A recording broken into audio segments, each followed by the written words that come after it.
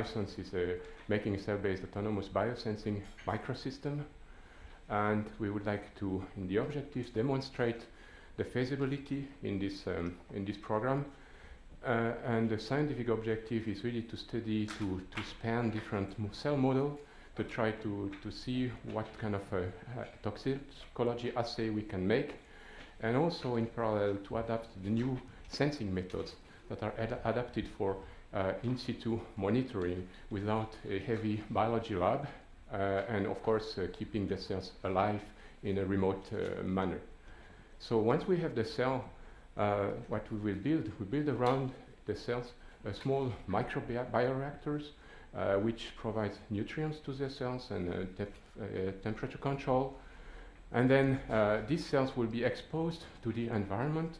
So this is, for instance, a river, but this could be also in the lab a sample where you'd like to check the toxicity or a drug that you want to test. If it's a sample for environment, you have to adapt the osmolarity, you have pumping in and mixed.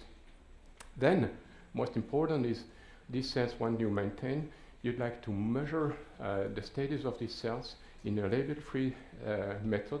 And we have developed different type of sensors. Here is an epithelial resistance sensor. Here is an impedance sensor, fluorescence sensing, and a force sensing. All these sensors are in the cell culture, and out of the nutrients you can also monitor some analytes like the glucose consumption, the pH, or amperometry if your cells are developing some electroactive compounds, and this way you can monitor. And at the end, we want to make an autonomous system, and what you have to control these sensors, the pumps, the sample in, process all the signals, and finally it is going to be connected to the network, GSM network, and you can run autonomously and operate it in the perfect manner. You will see in this presentation, it's quite unusual. I have invited virtually all the members of the different groups, and there will be a series of small videos, short videos, presenting snapshots of activities. These are not professional videos, please apologize for that, but this was more to give an opportunity for the people to introduce themselves. All the members of the projects here are listed, and they will be appear in video. We have the people from EPFL, from ETH Zurich, in University of Applied Science in Sion, UNIL, University of Lausanne, CSCM, and somebody who is here in the room who's not appearing in the videos. He's our advisor for the application. Is Michael Riediger. Is Michael and Riediger is here, advising us on the application side and toxicology monitoring. I show you the first example.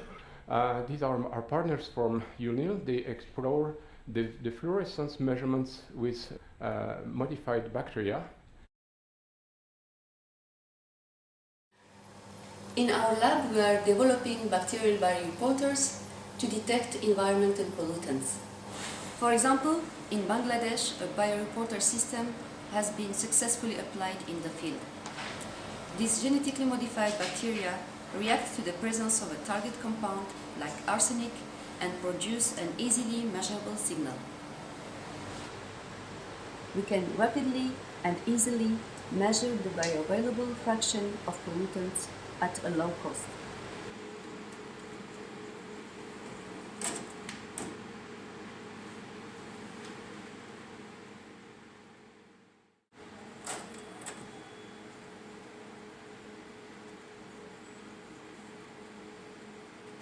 So for LiveSense project, we are developing a microchemist on chip, and the goal is to actively maintain bioreporter cells in a microchamber for 1 week. Then, using microfluidic valves, every time we need to perform a measurement, we expose part of these cells to arsenic. This is the LabVIEW program that controls the opening and the closing of the valves. And now we connect all the tubings. We inject the cells in the chip. We are filling the chamber with the cells. Here you can see the cells that are coming. When we want to give some nutrients to the cell, we open the valves before and after the chamber. In the measurement zone, there is a filter that retains the cells, while the arsenic solution can pass through the filter holes. The fluorescence intensity produced by the cells increases with time, and after 180 minutes we can determine the arsenic concentration present in the aqueous solution. Yes, yeah, I'm going a little bit closer. Okay. Like this? Yeah, it's fine.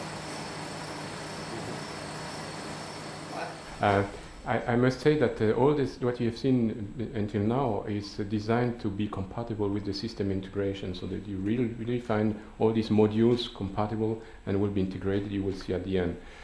Now I present another way of sensing. Any living cell sitting on a surface applies forces, and as soon as pollutants interfere with the vitality of the cell or finally even kill the cell, the forces that a cell can apply to the substrate are reduced. So a broad range of pollutants can cause these type of effects. Pollutants, for example, that impact the membrane functions, pollutants that impact the contractility of cells, motor proteins, the cytoskeleton, and certainly also other factors that interfere with the fourth generation of cells can be monitored. Here we want to show you our engineered nanopillar arrays. They are made of elastic polymer. Cell then sitting on top of it. Cell apply a mechanical force to the pillars and deflected them. So here the video shows how the cell move around on top of the pillar. Then cell deflect the pillar one after the others. And altogether are 2,000 pillars per cell. If the cell gets exposed to a toxin, you see how a living vital cell is turning into a lame duck within about 10 to 15 minutes. So with this we demonstrate that we can indeed use these nanopillar arrays to measure toxins in the environment. And now this is the last part. This is really the system integration. System integration is done by our friends in Sion, and they will present how you will be back in some of the sensors. So we have selected two things for the system integration: the bacterial sensors and the epithelial cells. And this is the movie of Sion.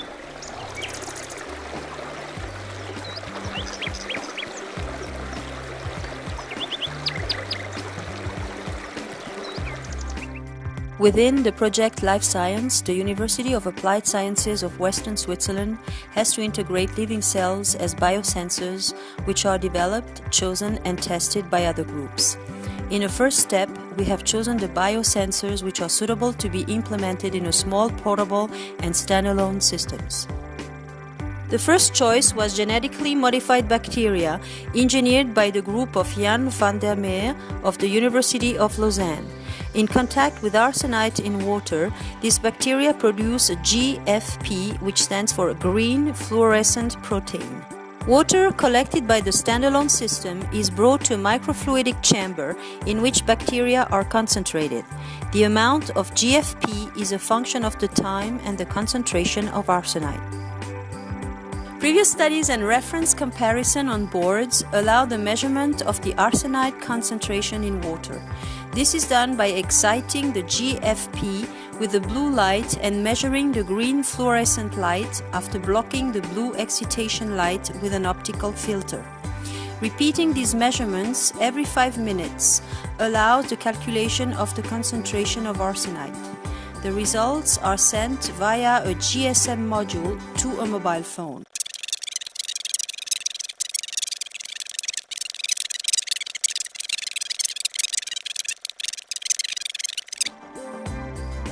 Other groups are working on different biosensors such as electrical conductivity on epithelial tissue of C2b-BE1 cells developed by CSEM.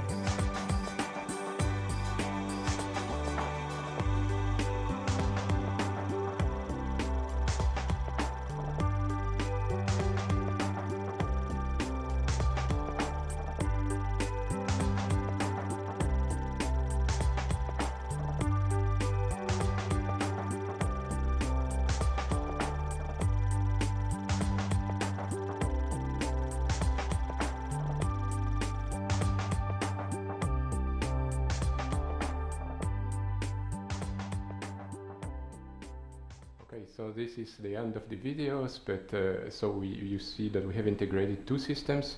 One system for the epithelial cells is here, and it will be shown on the poster session.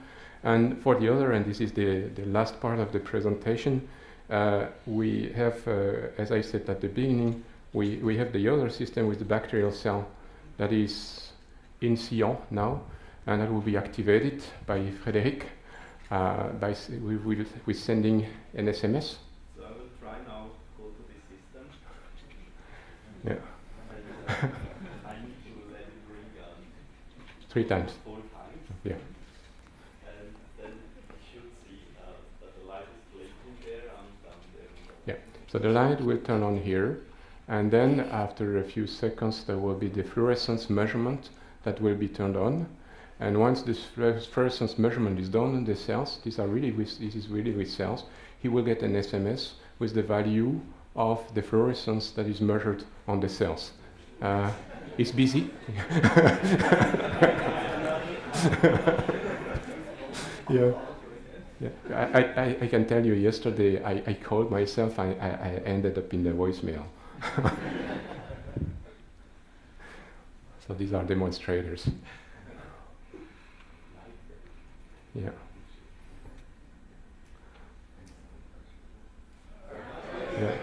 Yeah. It's blinking, and then after a while they should see something here that is measuring, and then we should hear on the phone of Frédéric the answer, so you will tell us the number. Yeah. It takes some time because it's turning on. Yeah, this is here.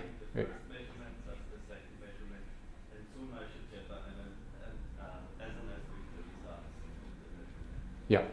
Okay. So I will end up my presentation by on this slide, and we have this time for questions, maybe.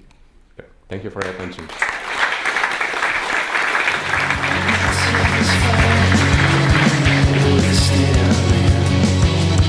She's a breath of life.